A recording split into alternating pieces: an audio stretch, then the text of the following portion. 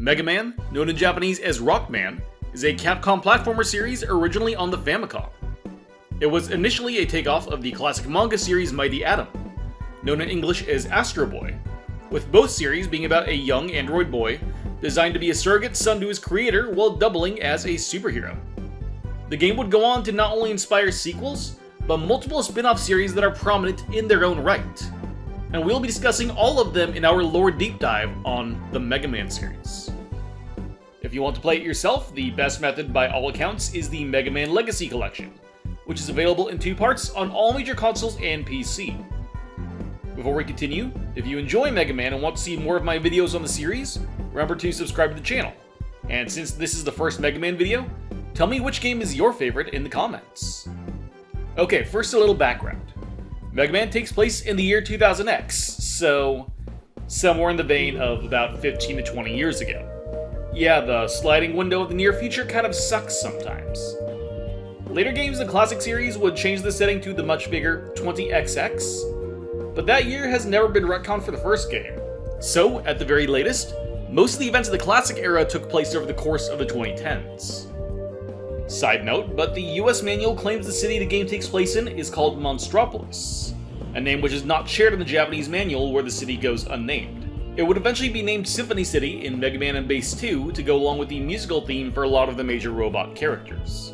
The classic series follows the exploits of classmates turned bitter rivals Thomas Light and Albert Wily. The two were named for famous scientists in the early 20th century, Thomas Edison and Albert Einstein. Edison, of course, is known for his invention of the light bulb, hence his fictional counterpart's surname. On the other hand, Einstein is portrayed as the game's villain due to certain events that occurred in Japan during the mid-1940s that were partially based on Einstein's research. Yeah. The two attended college together at the Robot Institute of Technology, where both studied robotics. However, time and again Light's research was favored and funded over Wily's, causing animosity to build between the two friends.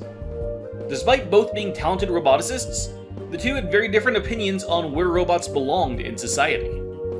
Light viewed robots as being equal to humans. He wanted to create robots that had the same mental capacity as people, in order to create a society where both could live together in harmony. Wily, on the other hand, viewed robots as tools to be used by humans. However, he saw the potential in them to be far more. To Wily, robots are either tools that are subservient to mankind, or heroes that will surpass them, with no space in between. It's likely that Wily saw the most perfect society as one populated by only the most advanced robots. It's probably meant to be a Darwinist survival of the fittest kind of take. Despite what the English manual says, Light and Wily were not working together before the events of the first game, as the latter is already known to be evil. Dr. Light's career eventually culminated in the creation of an advanced line of robots known as the Robot Masters. The Masters were robots designed to be more human-like than any other previously seen in the world of robotics, and were created to complete specific tasks that were either difficult or dangerous for humans to complete. They had a level of sentience that approached free will, but still wasn't quite to that level. It would take Light until almost the end of his life to finally break that barrier. The first of these robots was a partial failure, with an unstable nuclear core. We will discuss this prototype more at a later date, but later Robot Masters were given a solar battery rather than a nuclear one to avoid this level of instability. With the releases of the later Robot Masters, they would be given numbers to designate their creation order. The initial robot, also known as Proto Man, has been retroactively granted the serial number DLN000. The DLN stands for Dr. Light number, as all robots in this era are given a serial number based on their creator and creation order. The first official Robot Master was given serial number DLN001. That was Rock, a domestic robot who served Light as a lab assistant, but also as a surrogate son.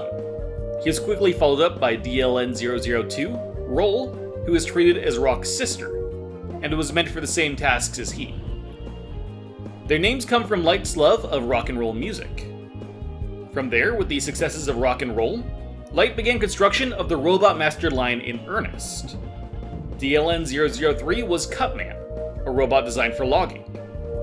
The rolling cutter on his head was built out of a super strong material called ceramic titanium. DLN004 aka Guts Man, is a civil engineering and construction robot. He seems to be a particular favorite of Wily's, since the mad scientist would go on to create a number of further robots and weapons based in large part on the Guts Man design. His strength comes from his super advanced Guts Arm technology.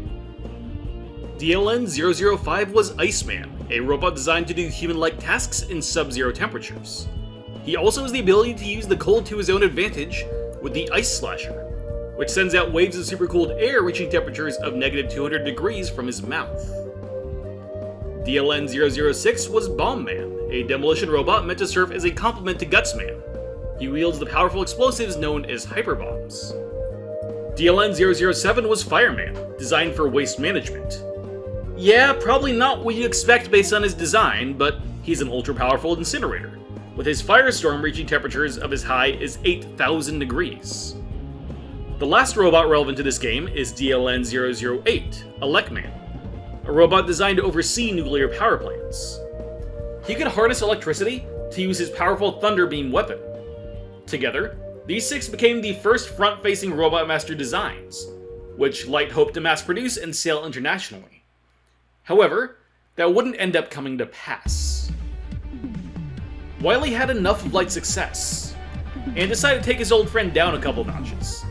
Hacking into the 6 Robot Masters, he made them serve him, and set them on a rampage throughout the city, hoping this would ruin Light's reputation and people's desire for human-adjacent robots.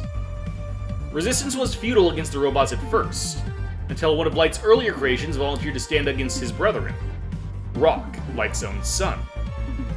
With the help of Roll, Light turned the previously domestic robot into a combat drone, complete with a suit of protective armor, a beam cannon that ran off of Rock's existing solar core called the Mega Buster, and a special ability to learn from the robots he managed to defeat, allowing the use of weapons he wasn't designed to wield.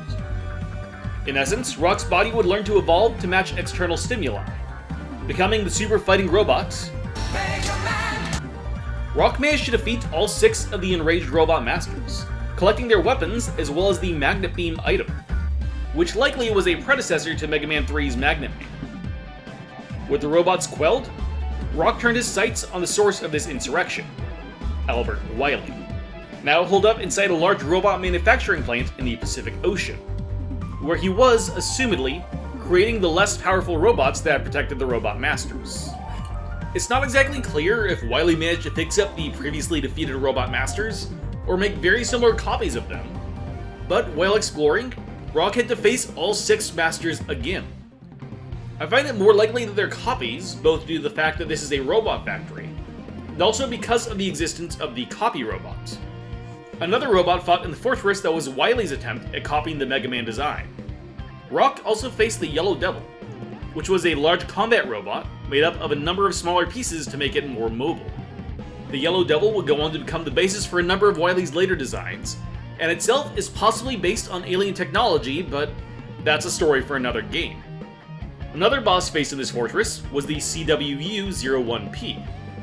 This was not a robot master, but like them was created for the purpose of aiding humans. In this case for water purification. But it was also reprogrammed by Wily to protect his fortress, so it had to go down. When Rock finally found Wily, he was within a small airship called the Wily Machine 1. It was built in a hurry as a last-minute line of defense against Mega Man, hence its strange and inconsistent design. However, Mega Man managed to take it down all the same, causing Wily to grovel at the robot's feet for mercy.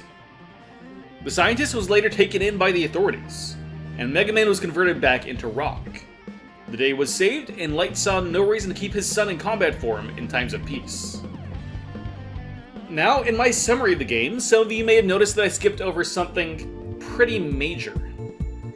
In 2006, the game was remade on the PlayStation Portable as Mega Man Powered Up. Alongside changing up the stages somewhat, the game adds an opening cutscene, 2 more Robot Masters to get this game up to the series tradition of 8, and alternative campaigns for all 8 Robot Masters, Proto Man, and Roll. There were more additions than that, but these are the most relevant from a story perspective. The 2 new Robot Masters were Time Man and Oil Man. The former was a test case for Light's theories on time travel, which had not yet been fully developed, though this interest in time travel would end up becoming very relevant in later games, most notably Mega Man World 2 and Mega Man The Wily Wars. Oil Man, on the other hand, was a maintenance robot who used a special kind of synthetic oil that could work with any machine. Usually I assume remakes to be the most canon version of a game, but this is an excellent example of time when this just isn't the case. Namely, when later games contradict with the remake, but line up with earlier versions of the game. Capcom has always shown a preference for the original NES version of Mega Man 1. In Mega Man 9, a game released after Powered Up, the events of Mega Man 1 are shown in the same style as the NES games. It also shows the ruins of the Wily Machine 1, which lines up with the original game, where the airship simply crashed, but not powered up, where it was completely destroyed. Clearly, 9 was not designed with Powered Up as the canon series of events.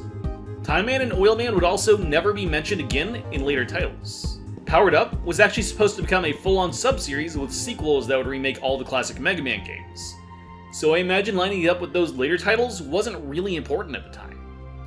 The game probably belongs in its own universe with the hypothetical sequels that will never be made, as well as Maverick Hunter X, which was the same thing but for the first Mega Man X game, and had even larger plot holes, though the discussion of that belongs in another video. And with that, I'll end this first chapter in the history of Rockman. I look forward to diving into this series with all of you in the future.